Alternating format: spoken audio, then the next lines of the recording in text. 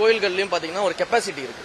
ஒரு மணி நேரத்தில் இவ்வளவு பேர் தரிசனம் பண்ணிட்டு வெளியில வர முடியுன்ற ஒரு கெப்பாசிட்டி இருக்கு. ஏன்னா நம்ம வந்து திருப்பதி போலவோ சபரிமலை போலவோ ஸ்டாண்ட் அலோன் டெம்பிள் கிடையாது, தனிப்பட்ட ஒரு கோயில் மட்டும் கிடையாது. நமக்கு வந்து நிறைய கோயில்கள் இருக்கு. அப்ப 40,000க்கும் மேற்பட்ட கோயில்கள் இருக்கும்போது அதை நம்ம பல்வேறு கிளாசிபிகேஷன்ல பிரிச்சு வச்சிருக்கோம், அதோட வருவாயை பொறுத்து பிரிச்சு வச்சிருக்கோம். அப்ப அந்தந்த கோயில்களின் கெப்பாசிட்டிக்கு ஏற்ற மாதிரி ஒவ்வொரு மணி நேரத்திற்கோ இல்ல 2 மணி நேரத்திற்கோ எத்தனை பேர் தரிசனம் செய்ய முடியும் அப்படின்ற ஆய்வுகளை மேற்கொண்டு இருக்கிறோம். அப்ப அந்த அடிப்படையிலான அந்த டோக்கன்களின் எண்ணிக்கையை வந்து நம்ம வந்து நம்முடைய வெப்சைட்ல இன்கார்பரேட் பண்ணி அந்த அளவிலான எண்ணிக்கையில பக்தர்களை வந்து தினசரி தரிசனத்துக்கு அலோவ் பண்றதுக்கான முயற்சிகள்ல வந்து நம்ம ஈடுபடுறோம். இதன் மூலமா இப்ப நீங்க தினசரி நியூஸ் வருது இல்லையா, திருவண்ணாமலையில திடீர்னு கூட்டம், வார இறுதி நாள்ல கூட்டம் வந்துருச்சு, திருச்செந்தூர்ல திடீர்னு ஒரு முக்கிய விழாவில் கூட்டம் வந்துருச்சு, பழனியில திடீர் கூட்டம் நெரிசலாகுது. அப்ப இந்த மாதிரியான இந்த கிரவுட் மேனேஜ்மெண்ட் இஷ்யூஸை வந்து நம்ம இந்த ஆன்லைன் போர்ட்டல் மூலமா சரி பண்ண முடியும். அதே சமயத்துல இது எல்லாமே ஆன்லைன்ல வழங்கப்படும் பொழுது யாரும் வந்து இவ்வளவு டோக்கன்கள் தான் இருக்குன்னு நமக்கு தெரியும். இப்போ ஒரு கோயிலுக்கு ஃபார் எக்ஸாம்பிளுக்கு எடுத்துக்கிட்டோம், அந்த கோயில 2 மணி நேரத்தில் 1000 பேருக்கு தான் நம்ம டோக்கன்ஸ் கொடுக்குறோம் அப்படின்னா அந்த 1000 டோக்கன்கள் வந்து இணையதளம் வாயிலாகவும் குறிப்பாக ஒரு தப்பான ப்ரொபகண்டாவும் பண்ணிட்டு இருக்காங்க. இது வந்து இணையதளம் மட்டும் கொண்டு போயிட்டீங்கன்னா வந்து அடித்தட்டு மக்கள் என்ன பண்ணுவாங்க, எங்களுடைய மாண்புமிகு தமிழ்நாடு முதல்வருடைய அரசு எப்போதும் அடித்தட்டு மக்களையும் ஏழை எளிய மக்களையும் மனதில் வைத்து தான் எல்லா முடிவுகளையும் எடுப்போம். இது இணையதளத்தில் மட்டும் கிடையாது, நிச்சயமாக இணையதளம் பயன்படுத்த தெரியாதவர்களுக்காக கோவில்கள்லயே கவுண்டர்கள் அமைக்கப்பட்டு அவர்களுக்கான டோக்கன் வழங்குவதற்கான அந்த நடைமுறைகளை பற்றி நம்ம பார்த்துட்டு இருக்கிறோம்.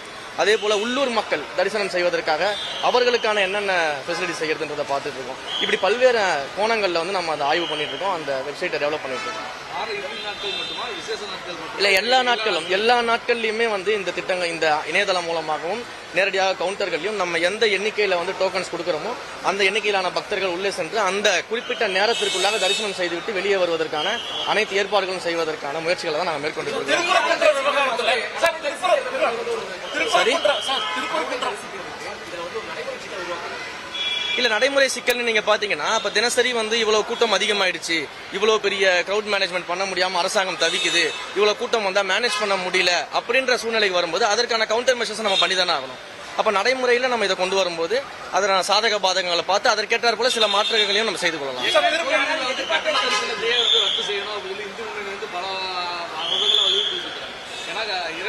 போகும்போது அதுக்கு கட்டணம் தேவையில்லை அப்படின்னு இப்போ கட்டண தரிசனம் ரத்து செய்யணும் அப்படின்ற சூழலில் வந்து இந்த மாதிரி டோக்கன் சிஸ்டத்தில் கட்டணம் வசூலிக்கப்படுவோம். அது எப்படி இல்லை, இப்போ ஆல்ரெடி வந்து கடந்த ஆட்சிகள்லேருந்து நீங்கள் பார்த்தீங்கன்னா வந்து பெய்டு தரிசனம் இருக்கு, ஃப்ரீ தரிசனம்ன்ற அந்த கான்செப்ட் வந்து எல்லா கோயில்கள்லயுமே இருக்கு, அது உங்களுக்கு தெரியும்.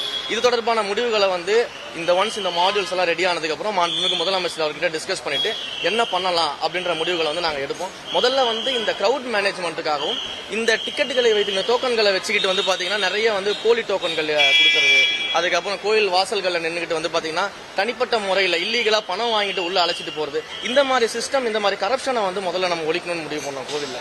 ஏன்னா இன்றைக்கு வந்து கோயில்களில் வந்து பாத்தீங்கன்னா இலவச தரிசனம் கியூ இருக்கு, பெய்டு தரிசனம் கியூ ஆல்ரெடி இருக்குது. அப்ப அதுல இருக்கக்கூடிய மக்கள் வந்து பாத்தீங்கன்னா கியூல நீண்ட நேரம் நிற்கும் பொழுது யாரோ ஒருத்தர்கிட்ட காசை கொடுத்துட்டு நேரடியாக சிலர் உள்ள போகும்போது அங்க இருக்கக்கூடிய அந்த மக்களுடைய மனநிலையை நம்ம புரிஞ்சிக்க வேண்டியது இருக்கு.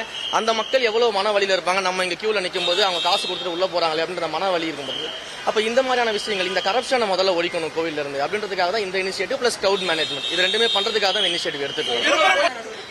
கண்டிப்பாக சர்ப்ரைஸ் இன்ஸ்பெக்ஷன் தொடரும். எல்லா கோயில்கள்லயும் ஆய்வு பண்ணுவேன். எந்த கோயில்ல யாரு தவறு செஞ்சிருந்தாலும் எந்த மத பாகுபாடும் பார்க்க மாட்டோம், சாதிய பாகுபாடும் பார்க்க மாட்டோம், பண பாகுபாடு பார்க்க மாட்டோம், பாலின பாகுபாடு பார்க்க மாட்டோம். யாரு தவறு செஞ்சிருந்தாலும் எப்பேற்பட்ட முக்கிய புள்ளிகள் தவறு செஞ்சிருந்தாலும் அதற்கான நடவடிக்கை எடுப்போம். இதையெல்லாம் வைத்து அரசியல் செய்வதுதான் திமுகவுடைய வழக்கமாக இருக்கிறது.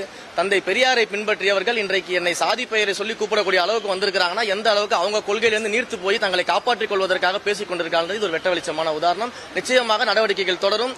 கோயில்கள் வந்து தூய்மையாக்கப்படும். கோயில்கள் வந்து மக்கள் மன நிம்மதியோடு வந்து சென்று கடவுளை வணங்கக்கூடிய ஒரு இடமாக மாற்றி அமைக்கப்படும்.